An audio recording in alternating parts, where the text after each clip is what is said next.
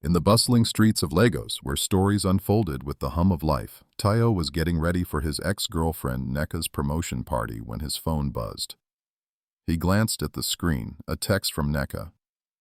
"Hope you're still coming tonight. Wouldn't be the same without you." His brow furrowed. "And? This one is up to something," he muttered, thinking of how their relationship had ended with him caught in a lie. Tonight he planned to attend with Kemi, his new flame, who was eager to make a bold impression. The sun dipped below the horizon as Tayo drove through the noisy roads with Kemi by his side. "I still don't get why you want to go," Kemi sighed, adjusting her brightly colored Ankara dress. "Closure," Tayo replied. "Besides, it's not like she wants me back. She has her own life now." As they drove, Kemi's silence spoke volumes, and Tayo couldn't help but sneak a glance at her pensive expression. The party was alive with laughter and music. Tayo and Kemi walked in hand, eyes turned, whispers followed. Neka stood in the center of the room, a figure of grace and command. "Tayo, you came!" Neka approached with open arms, her voice carrying over the Afrobeat music. Her hug lasted a beat too long, her smile an unreadable mask. "It's good to see you, Neka," Tayo managed, conscious of Kemi's piercing gaze nearby. As the night unfolded, something began to gnaw at Tayo. Neka's smile never faltered, but there was a knowing glint in her eyes. Kemi stuck close, her laughter forced as she mingled with the crowd. Behind them, a few guests exchanged whispers, eyes darting between Neka and Tayo. The hairs on Tayo's neck prickled. Halfway through the evening, Tayo excused himself to the garden for some air. He needed a moment to escape the calculated looks. Kemi followed him shortly after. "I don't like this, Tayo. Something's off," she whispered. Before Tayo could respond, a loud cheer erupted from inside. "What's happening?" he wondered aloud. They re-entered just in time to see Neka on stage, microphone in hand. "Ladies and gentlemen, I have a special person joining me tonight," she announced, eyes flickering to the entrance. The door swung open and Tayo's heart plunged as Jeed, his childhood friend turned rival, strode in. Jide, who had been the reason for Tayo's earlier deceit. Seeing him beside Neka, arm wrapped possessively around her, sent a jolt through Tayo's frame. Murmurs spread like wildfire. Tayo could feel eyes burning into him, curiosity mixed with judgment. Neka continued. "Jeed, my brilliant business partner, and more importantly, my fiancé." Tayo felt the ground shift. Kemi's hand squeezed his, seeking reassurance but finding none. Humiliation colored his vision red. Avoiding prying eyes, Tayo found a corner in the garden, Kemi on his heels. "Did you know about this?" she pressed, a thread of accusation in her voice. "No, I had no idea," Tayo croaked, anger and betrayal swirling within him. The garden lights flickered, mirroring his chaotic thoughts. Inside, Neka basked in the congratulations. Jide, ever the charmer, poured drinks and entertained guests. Alone in the garden, Tayo's anger solidified into resolve. His phone buzzed again, another text from Neka. "Hope you're enjoying yourself. Some plans aren't what they seem, Tayo. Remember that." The night dragged on painfully.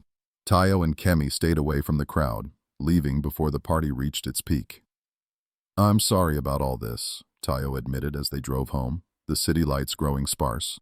"Just tell me one thing," Kemi said quietly.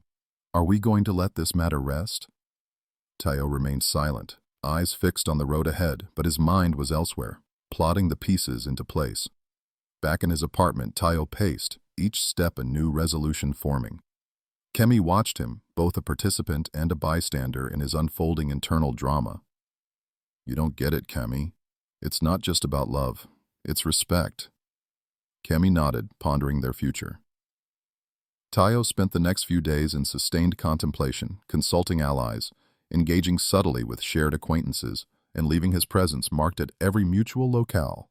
He moved quietly, but with intention. One evening, Tayo met Ayo, another friend who knew the intricacies of Jidi's dealings. In a dimly lit cafe, over cups of steaming brew, Ayo revealed truths that would reshape the battlefield. "Jide's finances are shaky, lots of debts under his name," Ayo confided. As revelations took form, so did Tayo's strategy. Each piece of information fitted perfectly into a broader scheme. He now had a plan that threatened to expose Jidi's facade and undermine Neka's trust in the guise of their romance. Tayo stood outside Neka's office, letters clutched in his hand. Unseen by anyone else, he slipped them under her door, a paper trail of Jeed's deceit. The weight of the decision crushed yet freed him. Walking away from the scene, a storm churned within him. He could only wonder how the winds would rearrange the scenery of his life once the truth took hold. Tayo felt a quiver of triumph mixed with anxiety as he walked away from Neka's office. It was done. But inside, his heart hammered relentlessly, entangled in the mess he'd just stirred. At a nearby cafe, he sat with a cup of strong coffee. His phone buzzed. A text from Ayo. "It's blowing up. Jide's exposure is the talk of the day," it read. Relief trickled in, tempered by an unexpected wave of trepidation. Was this really the closure he sought? Meanwhile, Neka received the letters. Panic turned into disbelief as she sifted through the damning evidence. The images of debts, concealed contracts, and shrouded investments painted a picture of betrayal by the man she had planned to marry. Furious, she called Jide, meeting him in the office under the pretense of needing urgent business advice. As he sauntered in, her professional demeanor collapsed. "Care to explain this?" Neka spat, flinging the papers across the table. Jide's face paled, his bravado cracking under the new reality. Tayo's revenge had ignited the fuse. The office buzzed with rumors, and the whispers in Lagos spread quickly. Jide's shame was the spectacle of the day, and Neka faced the piercing scrutiny of her peers and her betrayal at a personal cost. Outside the office, news caught Kemi's ear. She rushed to Tayo's side, concern etched in her every step. "Tayo, have you thought this through? This might cost you more than you see." As the intensity of the scheme played out, Tayo began to feel its soulless void, a hollow echo following every step. The city lights no longer looked inviting. They glared like accusations in the dark. Kemi's voice broke his reverie. "It might destroy them, but Tayo, at what cost to your own peace? Remember, revenge can haunt the soul." He nodded, but her words swirled uneasily within him as night descended. Neka met Tayo privately, finally scraping together the pieces of her wounded pride. Her eyes were steely, yet pained. "Did you do it, Tayo? Did you destroy Jeed's future because of what I did?" Tayo's breath caught. "I wanted you to know what you were walking into. It wasn't about revenge." He stopped, knowing the lie tasted bitter. Neka shook her head. "I never should have brought Jeed into this. We used each other, but God, Tayo, it's all a mess." As Neka walked away, the facade of strength she upheld cracked, tears trailing down. Alone, she sought refuge in her car, praying for clarity, for direction. Back at his apartment, Tayo sought solace, but found none. Kemi sat quietly, the silence between them a heavy reminder of the path Tayo had chosen. One night, Tayo awoke to the weight of his deeds crushing him. He flipped through his late mother's Bible, the pages worn from years of guiding hands. His eyes fell on Matthew 5:44. "But I say to you, love your enemies and pray for those who persecute you." Exhausted, Tayo dropped the book, anger and guilt wrestling within him. "What do I do now, Lord?" he whispered. News of the scandal reached Tayo's father, a traditional and respected elder. He called for a family meeting, the somber knowledge that covered them as Tayo explained the tangled web he had woven without detail. "Son, pride may be the tree, but it bears no fruit," his father intoned gravely. "You've gotten lost, but it's not too late to find the way back." Tayo spent the night thinking, burdened by guilt and the ache of realizing how destructive his actions had been. Kemi stayed beside him, her presence a silent echo of reminders and quiet strength. As dawn broke, a decision settled in his heart. He knew what he had to do. Neka sat in a quiet chapel, her hurt laid bare to the silence around her, seeking comfort she thought lost. Tayo walked in, each step fueled by resolve. "I'm sorry, Neka, for everything. I thought ruining Jide would fill the emptiness. But it hasn't," Tayo admitted, voice raw. "I want to make things right."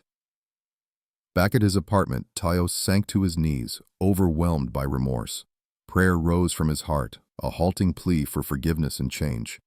"Lord, I've walked down the path of vengeance, but it's only led to more ruin. Forgive me." Kemi joined him, her hand covering his. They prayed together, seeking a new beginning. In an unfamiliar act of vulnerability, Tayo approached Jide, acknowledging his wrongdoings. "Jide, I wronged you. I thought bringing you down would bring me peace, but it hasn't. I'm sorry." Jide hesitated, but a flicker of understanding passed between them, starting a slow path towards reconciliation, driven by greater forces than their past enmity. Neka found Tayo later, the tension in her frame softening. I've started feeling closer to God these past days, Tayo. Somehow, through all this, I've realized there's more to my identity than people or prestige. They both shared a silent moment, the air heavy with newfound hope, cleansed by truth and genuine remorse. Tayo began to change slowly, letting God lead his steps forward. The city around him still buzzed with the aftershock, but this time he felt every consequence, choosing faith over fury. Kemi stood by Tayo, each day bringing them closer in shared dreams, now rooted in peace. In the quiet of his room, Tayo left his mother's Bible on the table open to the verse that had finally spoken to him. His phone vibrated, a message from Kemi saying she had prayed for him today. As the light flickered, Tayo realized the scars would stay, but his soul felt lighter, finally anchored in a peace he hadn't dared to believe was possible. Thank you so much for listening to this intriguing story. I hope it touched you or taught you something. For more stories like this, don't forget to like, share, and subscribe to the page. And guys, if you'd like to see a part 2, or you have thoughts on what happened, let me know in the comments below. I'd love to hear from you. See you in the next story.